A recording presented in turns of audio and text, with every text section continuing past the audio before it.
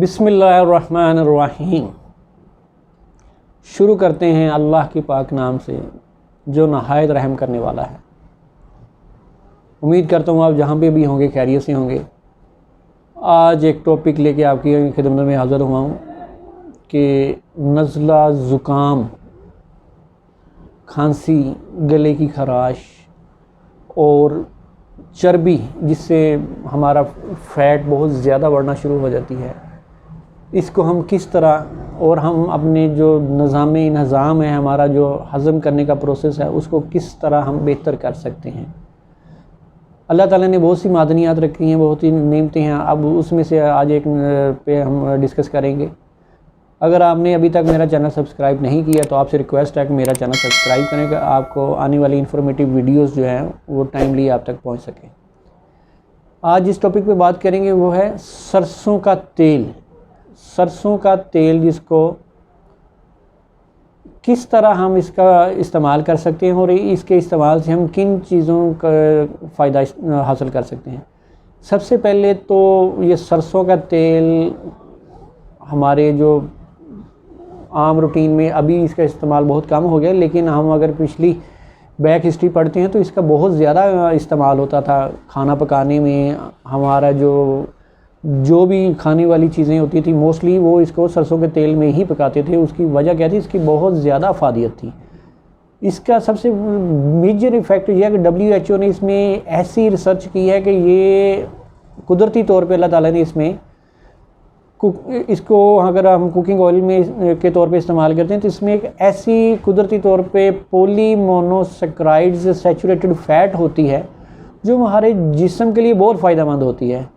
वो क्या काम करती है? वो हमारी जो जिस्म में फ़ैट है, जो फाजल मादे हैं, जो चर्बी है, उसको डिटॉक्स करती है और उसको हमारे बॉडी में से एक्सक्रीट करती है। जो भी फाजल मादे होते हैं उसको ये डिटॉक्स करके और उसको हमारे जिस्म में से निकालती है। सबसे पहले अगर हम कुकिंग ऑयल के तौर पे इसका इस्तेमाल करते हैं तो ये बहुत ही बेनिफिशियल है, क्योंकि इसकी एंटीबायोटिक, एंटी फंगल और एंटी इन्फ्लेमेटरी प्रॉपर्टीज़ हैं जो अगर हम खाना खाते हैं तो हमारे बैक्टीरिया और वायरस से बचाती है। क्योंकि आम रूटीन में हम सब्जियों का इस्तेमाल कर रहे होते हैं, दालों का इस्तेमाल कर रहे होते हैं, बहुत सारे बैक्टीरिया और वायरस हमारे मोस्टली जो है इन चीज़ों में पाए जाते हैं। अगर हम इसका इस्तेमाल करते हैं आम कुकिंग ऑयल की निस्बत, इसमें बहुत ज़्यादा ये कंट्रोलिंग हो जाती है कि ये फंगल, बैक्टीरिया और वायरस से हमें बचाती है। और इसके इस्तेमाल से हमारा जो आम रूटीन में हमें जो आगे आने वाले मौसम में सर्दियों में जो नज़ला ज़ुकाम होता है वो काफ़ी हद तक कंट्रोल हो जाता है। उससे क्या होता है कि हमारी जो कंडीशन है, हमारी जो थ्रोट है, इसको वेट रखती है। इसमें जो न्यूट्रिशंस रिसोर्स में विटामिन और मिनरल्स पाए जाते हैं वो हमारी प्रोटेक्ट करते हैं इरिटेशंस को, और हमारे जो थ्रोट इन्फेक्शन होती है उसको हेल्प आउट करते हैं कि वो इन्फेक्शन काफ़ी हद तक कवर रहती है।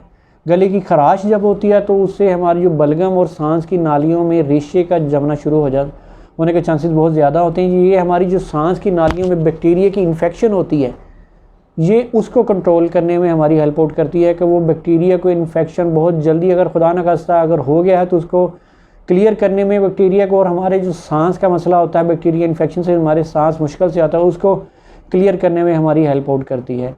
हमारा जो आम रूटीन में जो कोलेस्ट्रॉल है वो बढ़ जाता है। हमारा कोलेस्ट्रॉल बढ़ने से हमारा ब्लड प्रेशर पे बड़ा इम्पैक्ट होता है, हमारी सर्कुलेशन पे बड़ा इम्पैक्ट होता है।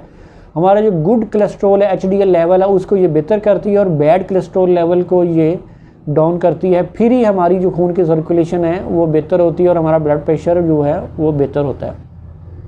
जो इसका मेजर पार्ट इम्पैक्ट है वो निज़ाम हज़म करने का। जब हम खाना इसमें पकाते हैं तो इससे जो खाना पकता है वो बहुत जल्दी हज़म हो जाता है। आप इसको आजमा के देखें, इंशाल्लाह आपको ज़रूर फ़ायदा होगा कि आम रूटीन किसी भी कुकिंग ऑयल के मुकाबले में अगर सरसों के तेल में आप पकाते हैं तो इसका जो खाना बहुत लाइट वेट होता है और इसमें जो कार्बोहाइड्रेट फैट्स हैं वो सैचुरेटेड फैट के साथ मिलके बहुत लाइट हो जाते हैं। वो आपके जो मिदे के निज़ाम को जाके डिस्टर्ब नहीं करते। अगर आपका एसिड लेवल जो है उसको भी कंट्रोल करने में काफ़ी हद तक मदद करते हैं। अगर आपका खाना सही मानों में हज़म होता है तो आपकी ऑटो पे ही जो आपकी एक्स्ट्रा फैट्स होती है, जो बाकी चीज़ें हैं, वो आपकी बॉडी में जमा नहीं होती, वो आपकी आगे आपकी बॉडी में स्टोर हो जाती है एज ए एनर्जी के सोर्स पे। ठीक है, तो उसका आपको फ़ायदा होता है, उसको आपका नुकसान नहीं होता। और सबसे इसमें विटामिन ए हमारी इसमें रिसोर्स में पाया जाता है। विटामिन ए जो है हमारी स्किन के लिए बहुत बेहतर है, और ये जो जब हमारी स्किन को ये शाइन करता है, हमारी स्किन के लिए जो स्ट्रेच मार्क्स होते हैं, जो ड्राइनेस होती है, वो काफ़ी हद तक उसको स्ट्रॉन्ग करता है। और हमारी आँखों की जो बनाई है और आँखों का जो धुंधलापन है, वो जो आँखों में हमें जो उसकी बाज़ दफ़ा ये फील होता है कि चीज़ जो है फोकस से देख नहीं पाते, उसको भी काफ़ी हद तक ये कंट्रोल करता है। उम्मीद करता हूँ आपको मेरी ये वीडियो अच्छी लगी हो। अगर कोई आप मुझसे क्वेश्चन करना चाहते हैं तो मुझे कमेंट सेक्शन में आप क्वेश्चन कर सकते हैं। आने वाली वीडियो तक आपसे इजाज़त चाहूँगा। जज़ाकल्लाह।